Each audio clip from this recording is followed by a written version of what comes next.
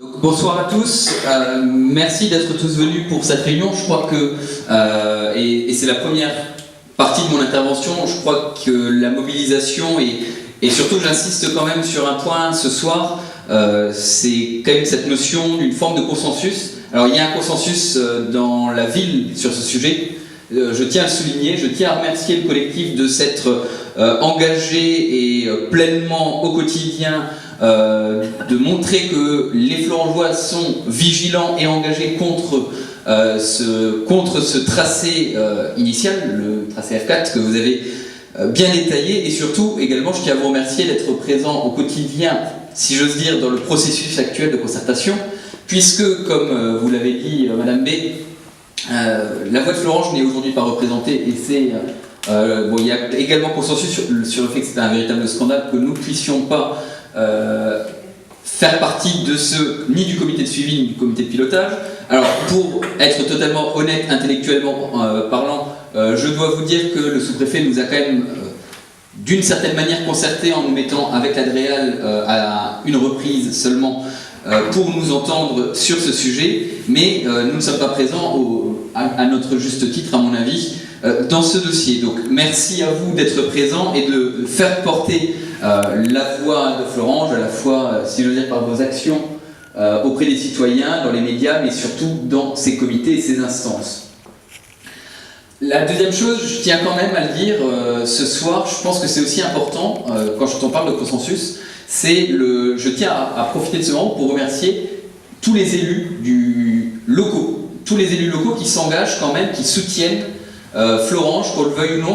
C'est un dossier qui est extrêmement compliqué, qui amène quand même à des questionnements, et il ne faut pas l'oublier, il y a quand même des questions d'intérêt des villes et des communes aux alentours, donc on peut pas négliger toutes ces questions d'intérêts locaux, et malgré tout ça, il y a une véritable solidarité. J'ai eu l'occasion au début de mon mandat de faire le tour des communes pour revoir ces solidarités et reposer la question de ces solidarités auprès des différents acteurs. Et je pense qu'il faut vraiment qu'on soit tous heureux de se rendre compte que dans tout le bassin thionvillois, à minima, il y a un véritable consensus sur le refus du passage du F4. Le passage par Florange en agglomération florangeoise. J'insiste quand même sur la terminologie de l'agglomération, du passage en agglomération florangeoise. Je pense évidemment et quand même à un engagement et un consensus. Moi je me félicite quand même aujourd'hui, c'est une avancée, alors on peut considérer qu'elle n'est pas parfaite, mais il y a une véritable avancée avec le F3 bis, le projet du F3 bis. Il y a quand même aussi des élus, alors évidemment il y a monsieur le député qui depuis qu'il est présent s'engage pleinement sur le dossier de la 31. On voit quand même une accélération, j'ose vous le dire, depuis le nouveau gouvernement, une accélération de ce dossier avec les assises de la mobilité. Et je pense à d'autres acteurs présents localement qui se sont aussi pleinement engagés sur le dossier. Michel Nibot et Pierre Cuny, je pense également au maire voisin, mais il y a quand même tous ces acteurs qui sont en recherche d'un consensus, et c'est pas facile, en permanence, et dans les réunions cherchent à trouver ce consensus, puisqu'il faut le savoir, je vous le dis, les enjeux sont multiples, et un des enjeux quand même, à un moment, enfin, un des risques, c'était, alors à court terme c'était bien pour nous, mais un des risques c'était pour la question frontalière, une catastrophe, de voir disparaître totalement le projet de la 31 bis. C'était une des questions pendant quelques mois, là, ces derniers mois. J'en profite pour rappeler quand même les enjeux, parce qu'on a notre enjeu particulier à Florange. Là-dessus, on est tous d'accord, il y a un consensus, c'est non en passage dans l'agglomération florangeoise, le projet F4 qui nous coupe en deux, qui concerne, qui va impacter des centaines de maisons, qui va détruire notre cadre de vie, qui va passer à côté du parc. On n'en parle pas beaucoup, mais il y a quand même aussi la faune et la flore du parc de Bétange, du château de Bétange qui est impacté. Voilà, ce projet-là est catastrophique et dans notre, si j'ose dire, dans notre vie au quotidien, va nous impacter lourdement si la décision de l'État est celle-ci.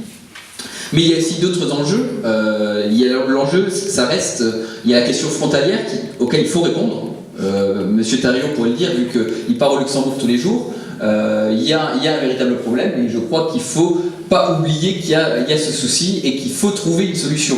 Et c'est pour ça que les derniers mois ont été un petit peu compliqués et que tous les acteurs se sont quand même mobilisés, il faut le répéter, puisque personne ne voulait que ce sujet soit évacué avec les assises de la mobilité, et il y avait véritablement ce risque, puisque l'État joue avec nous depuis un petit moment, joue avec les élus locaux, cherche à peser sur nos contradictions en interne pour soit évacuer ce dossier en jouant sur le fait que les élus n'étaient pas d'accord sur un projet, les élus locaux. Pourquoi mettre presque 1 milliard d'euros si c'est pour mécontenter tout le monde? Voilà ce qu'on entendait pendant un petit moment. Et il y a un autre enjeu que je tiens à rappeler, c'est qu'une autoroute, c'est un axe de communication, c'est un axe de développement important, et qu'il y avait quand même il y a quand même un risque, je vous le dis, et je le dis aussi, moi j'ai pas de religion sur le projet F3 bis ou F10, néanmoins je considère que le fait que le projet F3 bis a cet avantage également de relier la 30 et la 31 d'une certaine manière, et permet de garder un lien entre le Val de Fensch et l'axe de communication vers le Luxembourg. Je vous le dis, c'est important, et c'était d'ailleurs l'ancien maire, comme vous l'avez rappelé, qui avait proposé le projet F6 par Hayange, F9, donc, qui passait par Hayange sur les anciens hauts fourneaux, avait cet objectif-là, avait cet objectif de se dire faisons un tracé qui permet au Val de Fensch d'en sortir renforcé, sans avoir de conséquences dans une agglomération voisine. Bon, il a été évacué par l'État, maintenant, dont acte. Donc, je tiens juste à rappeler cet enjeu parce qu'il ne faut pas l'oublier que si on est totalement mis de côté et que la 31 reste du côté thionvillois, ça va. On est à l'écart du possible développement et du possible flux que peut représenter les véhicules et du développement qui peut être lié. Voilà, c'était les points que je voulais évoquer avec vous. La ville, vous le savez, elle est aussi active, hein, comme tous les acteurs présents sur le terrain. Je me félicite, je parlais de consensus tout à l'heure, du fait qu'à l'unanimité des membres du conseil municipal, nous avons pris une délibération le 14 septembre dernier 2017 pour engager une modification du PLU pour faire tomber les emprises des terrains qui sont gelés depuis des années. On verra si on arrive à aller au bout par rapport à l'État. Logiquement, nous, nos techniciens sont plutôt optimistes, mais on regardera et on aura le rapport avec l'État. Sachez que pour le moment, j'ai pas eu de réaction de l'État, en tout cas. Donc pour le moment... donc, oui. Voilà. Il y a différentes implications et ça sera plus long ça sera certainement très long, mais dans tous les cas, dans les 4 ou 5 mois qui arrivent, la modification du PLU sera finie. Le contrôle de légalité devra ensuite passer. En tout cas, ni l'arrêté ni la délibération ont été retoqués ou ont amené à des commentaires de la part des autorités de l'État pour le moment sur cette modification potentielle. Je finirai rapidement en redisant, donc au final, là où on en est aujourd'hui, c'est on avance parce qu'il y a une accélération du calendrier, vous l'avez dit encore tout à l'heure, hein, un possible tracé bientôt, c'est pas pour ne pas nous inquiéter, même si au moins on avance, et l'incertitude se conclura soit par une bonne nouvelle, soit par une nouvelle catastrophique, au moment où on sera fixé, parce que cette attente depuis 40 ans est, je pense, tout aussi anxiogène que le fait d'avoir la décision.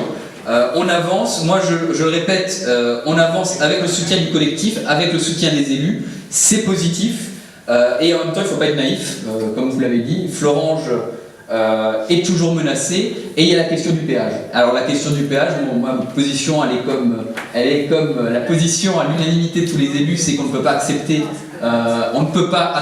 ce péage, donc on soutiendra évidemment toute manifestation ou toute action que le collectif pourra faire dans le cadre de cet objectif qu'est le non le non à ce péage de la 31 bis. Merci beaucoup.